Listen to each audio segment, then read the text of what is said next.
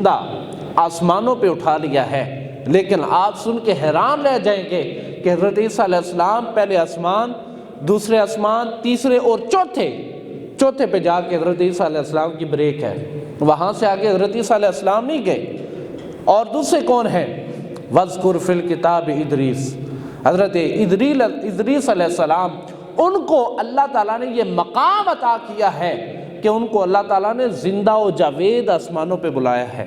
لیکن حیرانگی کی بات یہ ہے کہ حضرت ادریس علیہ السلام پہلے آسمان، دوسرے، تیسرے، چوتھے، پانچویں، چھٹے، وہاں جا کے حضرت ادریس علیہ السلام کی بریک ہے۔ اس سے آگے حضرت ادریس علیہ السلام بھی نہیں گئے۔ اور تیسرے کون نبی ہیں؟ آپ کے اور میرے آقا و مولا حضرت محمد مصطفیٰ صلی اللہ علیہ وآلہ وسلم کو اللہ تعالیٰ نے یہ مقام عطا کیا ہے۔ اور یہاں پہ حیرانگی کی بات یہ ہے کہ اللہ تعالیٰ نے ساتوں آسمانوں کی بھی سیر کروائی ہے، سدرۃ المنتہا کی بھی سیر کروائی ہے، قاب قوسین کی بھی سیر کروائی ہے، دنا فتح اللہ کا مقام بھی دکھایا ہے، اور اللہ تعالیٰ نے اپنا قرب بھی عطا کیا ہے اور اپنا دیدار بھی عطا کیا ہے۔ تو جب محبوب اور محب کے آپس میں ملاقات ہوتی ہے، اب یہ ملاقات کی جو عبارت ہے، جو متن ہے، وہ آپ اور میں روزانہ پڑھتے ہیں۔ آپ اور میں نماز پڑھتے ہیں نا، نماز پڑھتے ہیں کوئی نہ، نماز کے بعد اتحیات بیٹھتے ہیں یا نہیں بیٹھتے؟ تو اتحیات للہ والصلوات والسلام علیک ایھا النبی، وہ جو کلمات ہیں، وہ جو عبارت ہے کہ السلام علیک ایھا النبی، یہ اللہ تعالیٰ اور اپنے محبوب صلی اللہ علیہ وسلم کے درمیان ملاقات تھی۔ تو ہم کتنے خوش نصیب ہیں۔ پہلی ہماری خوش قسمتی یہ ہے کہ اللہ تعالیٰ نے ہمیں معراج کا تحفہ عطا کیا ہے، اور دوسری خوش نصیبی یہ ہے کہ اللہ تعالیٰ نے ہمیں یہ شرف عطا کیا ہے کہ اے میرے محبوب کی امت، تم خاص امت ہو، کنتم خیر امت اخرجت للناس تأمرون بالمعروف وتنہون عن المنکر، کہ تم بہترین امت ہو جو لوگوں کو گمراہی سے نکال کے روشنی کی طرف لاتے ہو، اور تم نیکی کا حکم دینے والے ہو، تم برائی سے منع کرنے والے ہو۔ تو اللہ تعالیٰ نے ہمیں پہلا شرف یہ عطا کیا کہ ہمیں مصطفیٰ کریم صلی اللہ علیہ وآلہ وسلم کی آنکھوں کی ٹھنڈک عطا کی ہے، اور دوسرا جو کرم کیا وہ یہ کیا، فرمایا کہ ایک تو جب تم نماز پڑھو گے تو تم میرے مصطفیٰ کریم کا یہ احسان ادا کر رہے ہوگے، اور دوسرا جب تم نماز پڑھو گے تو نماز کے اندر جو التحیات للہ والصلوات والسلام علیک ایھا النبی، اے اللہ کے محبوب صلی اللہ علیہ وسلم، آپ کے اوپر سلامتی ہو۔ یعنی بتانے کا مقصد یہ ہے کہ جو التحیات للہ کی کلمات ہیں وہ اللہ تعالیٰ اور اس کے محبوب کے درمیان ملاقات کا متن ہے، عبارت ہے، وہ مکالمہ ہے۔ وہاں پہ اللہ تعالیٰ نے جب ویلکم کیا اپنے محبوب کو تو فرمایا السلام علیک ایھا النبی، آپ کے اوپر سلامتی ہو اے میرے پیارے نبی، السلام علیک ایھا النبی ورحمۃ اللہ، اللہ تعالیٰ کی یعنی میری رحمتیں ہوں، ورحمۃ اللہ وبرکاتہ، اور اللہ تعالیٰ کی برکتیں آپ کے اوپر ہوں، والسلام علینا، اور سلامتی ہو۔ اب آگے حضور نبی کریم صلی اللہ علیہ وسلم جواب دے رہے ہیں، اپنے محبوب کو جواب دیتے ہیں، والسلام علینا، اے اللہ آپ کے اوپر بھی سلامتی ہو، والسلام علینا وعلی عباد اللہ الصالحین، یا اللہ آپ کے اوپر بھی سلامتی ہو اور میری امت میں جو صالحین ہیں ان کے اوپر بھی سلامتی ہو۔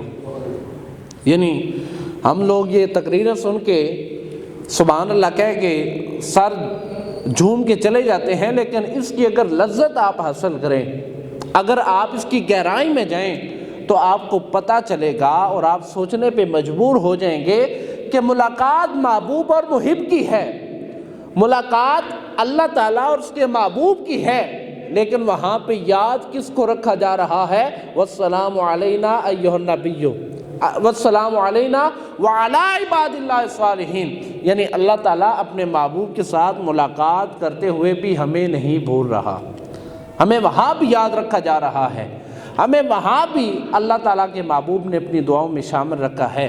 لیکن سوال یہاں یہ ہے کہ اللہ تعالیٰ کے محبوب نے فرمایا والسلام علینا وعلی عباد اللہ الصالحین، نیک بندوں کے اوپر سلامتی ہو۔ اب یہاں سوال یہ ہے کہ اسی نیک ہاں یا نہیں ہیں؟ ہم نیک ہیں، صالحین میں ہمارا شمار ہوتا ہے یا نہیں ہوتا؟ اب یہ ہمارے اوپر ڈیپینڈ ہے، ہم نے یہ اپنا گریبان جھانک کے دیکھنا ہے۔ تو بہرحال میں آگے بڑھتا ہوں، وقت کے دامن میں گنجائش نہیں ہے۔ اللہ تعالیٰ کے ساتھ حضور نے ملاقات کی، ملاقات کے بعد اللہ تعالیٰ کے محبوب صلی اللہ علیہ وسلم کو جبریل کے ساتھ بھیجا گیا اور فرمایا گیا کہ جاؤ جنت کی سیر کر کے آؤ۔ پھر جب جنت کی سیر کی گئی، اس میں باغات بھی دیکھے، پھل بھی دیکھے، فروٹ بھی دیکھے، نیک لوگوں کا ہجوم بھی دیکھا، تو پھر ان کو جہنم کی سیر کروائی گئی۔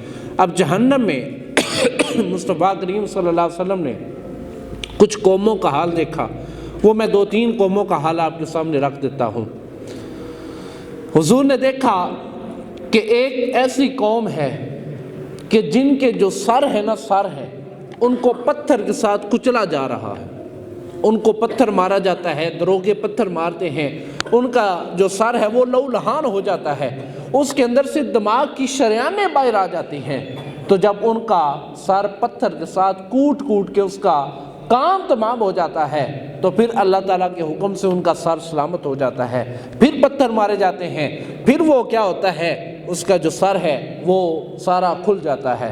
تو اللہ کے محبوب نے جبریل سے پوچھا، کیا جبریل یہ کون لوگ ہیں، یہ کون لوگ ہیں کہ جن کا سر پتھر کے ساتھ کوٹا جا رہا ہے؟ تو جبریل علیہ السلام عرض کرتے ہیں، یا رسول اللہ، آپ کی امت میں سے یہ وہ لوگ ہیں کہ جب اذان ہوتی تھی، جب قاری غلام نبی صاحب حیا علی الصلاۃ اور حیا علی الفلاح کی صدا بلند کرتے تھے، یہ لوگ اپنے کاموں میں مگن رہتے تھے۔ اب یہ میں اپنے پاس سے بات نہیں کر رہا، یہ میرے آباؤ اجداد کی کتاب لکھی ہوئی نہیں ہے، یہ میرے جد امجد کی کتاب نہیں ہے، بلکہ یہ بخاری ہے۔ بخاری کے اندر لکھا ہے کہ مصطفیٰ کریم نے اس قوم کا حال دیکھا اور جبریل نے بتایا، یا رسول اللہ، یہ وہ بدبخت لوگ ہیں کہ جن کے سامنے حیا علی الفلاح کی آواز بلند ہوتی تھی، لیکن یہ لوگ اپنے کاموں میں مگن رہتے تھے اور اللہ تعالیٰ کی وہ صدا سن کے ٹس سے مس نہیں ہوتے تھے۔ حضور آگے بڑھے، جب آگے بڑھے نا تو ایک قوم کا حال دیکھا۔ اب یہ میں معراج کا سفر بیان کر رہا ہوں، معراج کے اوپر ہونے والے واقعات بیان کر رہا ہوں۔ وقت کے دامن میں گنجائش ہوتی تو باتیں کھول کے بیان کی جاتی، اور آج کل لوگ کہتے ہیں کہ جمعہ پڑھن جائیے تے مولوی سن ڈران لگ پیندے نے، خوشخبری نہیں سناتے، جہنم کی باتیں بتاتے ہیں، ڈرانے والے کی باتیں بتاتے ہیں۔ بھائی آپ کو ہم اگر صرف جنت کی باتیں بتائیں تو کیا آپ اس کے اوپر عمل کرتے ہیں؟ چلو جنت دیاں گلاں کر لینے ہیں۔ حضور نے فرمایا جیڑا بندہ 5 ٹائم دی نماز پڑھتا ہے، او نامہ اعمال چو کوئی کمی ہوئے گی تو اللہ تعالیٰ بیڑا پار کر دے گا۔ ہن جنت دی گل کر لئیے، کیا اسی 5 نمازاں پڑھتے ہیں؟ کیا ہم 5 نمازیں بر وقت با جماعت اور ہر اپنے وقت کے اوپر جا کے پڑھتے ہیں؟ اللہ تعالیٰ کا قرآن کہتا ہے کہ نماز کو اپنے مقررہ اوقات کے اوپر پڑھو۔ کون سی آیت ہے جی؟ اذا الصلاۃ علی وقتہا، اس طرح کی کوئی آیت ہے۔ اللہ تعالیٰ فرماتا ہے کہ نماز کو اس کے مقررہ اوقات کے اوپر پڑھو، اور یہ کسی عام کتاب میں نہیں ہے بلکہ قرآن کے اندر موجود ہے۔ میں اگلے جمعۃ المبارک کو آپ کا اس کا پورا شان نزول بتاؤں گا۔ تو بہرحال ایک قوم یہ تھی کہ جن کا سر کچلا جا رہا ہے، اور وجہ کیا ہے؟ وہ اذان کے اوپر اپنے کام چھوڑ کے نماز کی طرف نہیں آتے۔ حضور آگے بڑھے، ایک اور قوم کا حال دیکھا۔ اس قوم کا کیا معاملہ تھا؟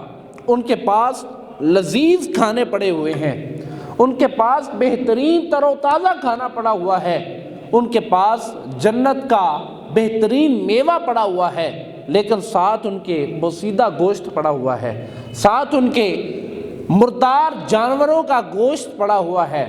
اب حضور نے دیکھا کہ وہ لذیذ کھانا جو تازہ کھانا ہے وہ نہیں کھا رہے، بلکہ کیا کھا رہے ہیں؟ وہ مردار گوشت کھا رہے ہیں۔ تو حضور نے جبریل سے پوچھا، کیا جبریل، یہ کتنے احمق لوگ ہیں، ان کے پاس یہ لذیذ کھانا پڑا ہوا ہے، ان کے پاس یہ تازہ کھانا پڑا ہوا ہے، یہ اس کو نہیں کھا رہے بلکہ مردار کھا رہے ہیں۔ تو جبریل نے بتایا یا رسول اللہ یہ وہ لوگ ہیں، آپ کی امت سے یہ وہ لوگ ہیں جن کے پاس اپنی حق حلال کی بیویاں تھیں۔ اب یہ بات بڑی سخت ہے، اور ہمارے ہر دوسرا یا چوتھا جو جوان ہے وہ اس بیماری کے اندر مبتلا ہے۔ جبریل نے بتایا یا رسول اللہ یہ وہ بدبخت لوگ ہیں جو حلال کا کھانا چھوڑ کے حرام کھا رہے ہیں، یہ وہ لوگ ہیں جو دنیا میں رہ کے اپنی حلال کی بیویاں چھوڑ کے حرام کی جو غیر محرم عورتیں ہیں ان کی طرف لپکتے تھے۔ اور ایک قوم کا دیکھا جو آگے حضور بڑھے نا تو ان کی جو زبانیں ہیں وہ کینچی کے ساتھ کاٹی جا رہی ہیں۔ تو حضور نے پوچھا یہ کون ہے؟ جبریل نے بتایا یا رسول اللہ یہ آپ کی امت کی وہ عورتیں اور وہ مرد ہیں جو اپنے مسلمان بھائی بہنوں کی غیبت کیا کرتے تھے۔ آج ہوٹلوں پہ ہم چائے پینے جاتے ہیں، ہم حمام کے اوپر جاتے ہیں، وہاں پہ کیا ہوتا ہے؟ غیبت ہو رہی ہوتی ہے، کبھی کسی کو موضوع بحث بنایا ہوتا ہے، کبھی کسی کی غیبت کی جا رہی ہوتی ہے۔ تو خدا را جب بھی حمام پہ جائیں، جب بھی ہوٹل پہ جائیں تو وہاں پہ اگر اس طرح کی گفتگو ہو رہی ہو اور آپ کا وہاں پہ بیٹھنا بھی ضروری ہو تو کم از کم آپ اس گفتگو کا حصہ نہ بنا کریں۔ اب حضور آگے